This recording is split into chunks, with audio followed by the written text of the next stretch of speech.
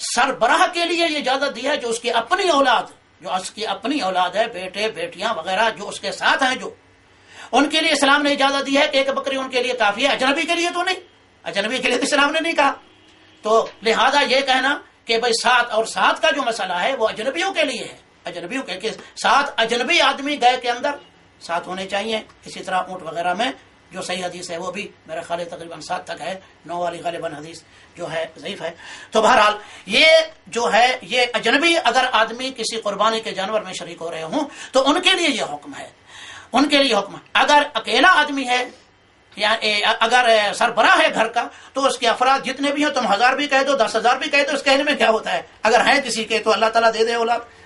اللہ تعالیٰ دینے والا ہے۔ اگر کسی کے ہوں بھی تو کوئی حرج نہیں ہے کہ بکری کافی ہے ان کی طرف سے۔ اس میں قرآن کی آیت حدیث نبی صلی اللہ علیہ وسلم کی موجود ہے۔ اور باقی اس کا یہ حوالہ دینا کہ اونٹ میں اتنے تو گائے میں اتنا، تو اس کا اس مسئلے سے کوئی تعلق نہیں، یہ زٹلیات ہیں، قیاسات ہیں، لہذا اس کی یہ بات باطل ہے اور یہ مسئلہ صحیح ہے۔ نواب صاحب رحمۃ اللہ علیہ نے جو لکھا ہے، مسئلہ لکھا ہے نمبر 31 میں، غیر مقلدین کے نزدیک نجاست گرنے سے کوئی پانی ناپاک نہیں ہوتا، پانی تھوڑا ہو یا بہت، نجاست پاخانہ پیشاب ہو یا کوئی اور ہو، ہاں رنگ بو مزہ ظاہر ہو تو ناپاک ہو جائے گا۔ عرف الجادی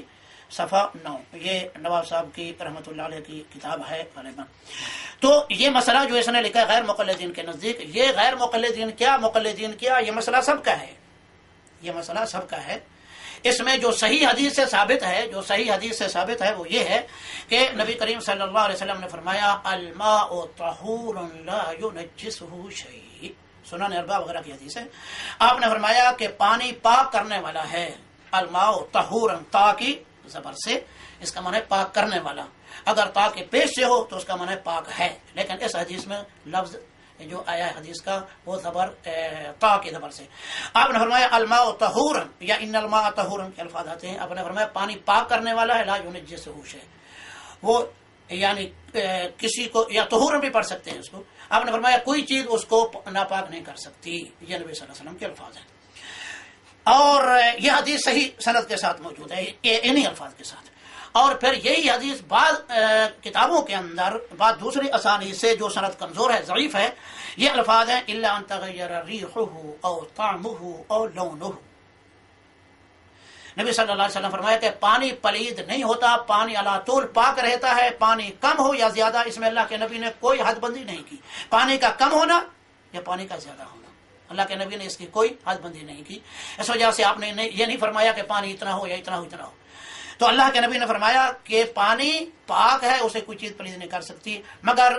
اس حالت میں پانی ناپاک ہو جائے گا جب اس کی 3 حالتوں میں سے کوئی ایک حالت بدل جائے، تینوں حالتیں نہیں، ایک حالت بھی بدل جائے 3 حالتوں میں سے، مثلا الا ان تغیر ریحہ، اس میں بو آنے لگ جائے نمبر 1، اور طعمہ یا چکھنے سے معلوم ہو جائے کہ اس میں ذائقہ خراب ہو رہا ہے اس کا، اور لونہ یا رنگ اس کا خراب ہو جائے، یا 3 چیزوں میں سے کوئی ایک چیز اس کی بدلی ہو جائے تو پانی علی طول وہ ہو جائے گا، پلید ہو جائے گا۔ لیکن اس کی ایک اور شرط بھی ہے، وہ شرط یہ ہے کہ بے نجاست تحدث فیہ، چنانچہ حافظ بن حجر رحمۃ اللہ علیہ نے بلوغ المرام کے اندر حدیث کا یہ ٹکڑا ملایا ہے اور فرمایا کہ پانی کی 3 حالتیں جو تبدیل ہونے کے لیے اسلام نے شرط لگائی ہے، حدیث کے اندر شرط ہے، تو وہ پانی یعنی کسی نجاست کی وجہ سے کوئی نجس چیز پانی میں پڑی ہے تو 3 چیزوں میں سے کوئی چیز اس کی بدلی ہو گئی ہو، یعنی نجاست کی وجہ سے۔ لیکن پانی اگر کھڑے کھڑے مثلا کہ 3 حالتوں میں سے کوئی حالت بدلی ہو گئی، پانی کو دیر ہو گئی کھڑے کھڑے، یا کوئی پاک چیز پانی میں گر گئی، پاک چیز جیسے پتے گرتے رہتے ہیں درختوں کے، یا کوئی پاک چیز اس کے اندر ڈالی گئی تو اس وجہ سے اس کے اندر مکس ہو گئی، شامل ہو گئی اس کے اندر، جس کی وجہ سے پانی کے 3 حالتوں میں سے کوئی حالت بدلی ہو گئی تو پانی پاک رہے گا، یہ اسلام کا قانون ہے، پانی پاک رہے گا۔ یعنی نجاست اس کے اندر ضرور، نجاست 3 حالتوں میں سے کوئی حالت بدلنے کی شرط جو ہے اس کا تعلق نجاست سے ہے، اس لیے حافظ بن حجر رحمۃ اللہ علیہ نے یہ جملہ حدیث کے اندر شامل کیا دوسری حدیث سے لا کر کہ نجاست تحدث فیہ۔ اس قسم کا پانی کے جس کا ہم نے ذکر کیا ہے الماء طہور لا ينجسہ شیء کے بارے میں، ایسے پانی کو طاہر اور مطہر کہا جاتا ہے، یعنی وہ پانی پاک بھی ہے اور دوسری چیز کو پاک کرنے والا بھی ہے۔ اب اس بارے میں کچھ ہمارے علماء اہل حدیث جو ہیں وہ بھی یہی کہتے ہیں کہ پانی کے کم ہونے یا پانی کے زیادہ ہونے میں فرق ہے۔ وہ کہتے ہیں پانی اگر 2 قلے ہو، یہ شرط ہے پانی کے، پانی کے یعنی پاک رہنے کی کہ 3 حالتیں جو بدلنے کا ہم نے ذکر کیا ہے کہ اس کے لیے شرط یہ ہے کہ پانی 2 کلے ہو. 2 کلے جو ہے وہ کم سے کم یعنی کتنا ہو جائے گا پانی 2 مشق کے قریب ہو جاتا ہے. وہ بٹکے ہوتے تھے عرب کے اندر. تو بہرحال وہ اذا کان الماء قلتین کی حدیث آتی ہے، لیکن وہ حدیث سندن ضعیف ہے. اس لیے امام مالک رحمۃ اللہ علیہ نے اس کے اوپر عمل نہیں کیا. اور ہمارے علماء اہل حدیث جو محققین ہیں، حافظ عبدالرؤف صاحب نے بھی اپنے کتاب کے اندر اسی قول کو ترجیح دیا ہے. اور دوسرے ہمارے اس وقت جو محققین علماء ہیں وہ یہی کہتے ہیں کہ قلتین والی حدیث چونکہ ضعیف ہے، اس لیے پانی اگرچہ کم ہو یا پانی زیادہ ہو، اگرچہ 1 گلاس میں بھی پانی کیوں نہ ہو، اتنا بھی پانی اگرچہ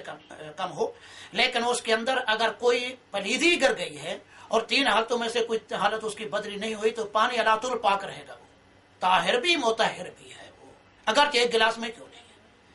باقی رہی یہ بات آدمی ضرور نہیں اس کو پھینک بھی سکتا ہے، آدمی کا دل نہیں کرتا استعمال کرنے کو، وہ ایک الگ مسئلہ ہے. پانی کے طہارت کا یہ مسئلہ ہے. اس لیے چونکہ صحیح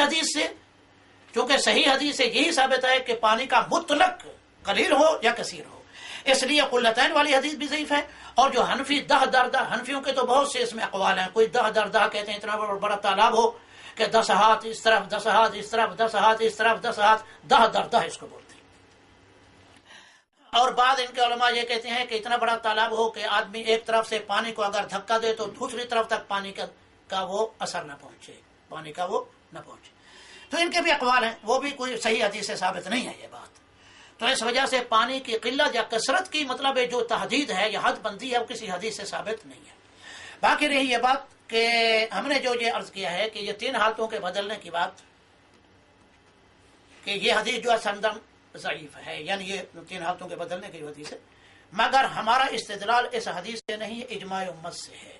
اور ہم امت کے اجماع کو تسلیم کرتے ہیں. پہلے بھی ہم نے ریکارڈ کی ہے یہ بات اپنی کیسٹ میں کہ امت کا اجماع بھی اسی طرح حجت ہے جس طرح قرآن مجید کی کوئی آیت، نبی صلی اللہ علیہ وسلم کی کوئی صحیح حدیث نص کے طور پر اجماع امت بھی حجت ہے. چونکہ اس پر امت کا اجماع قائم ہو چکا ہے کہ پانی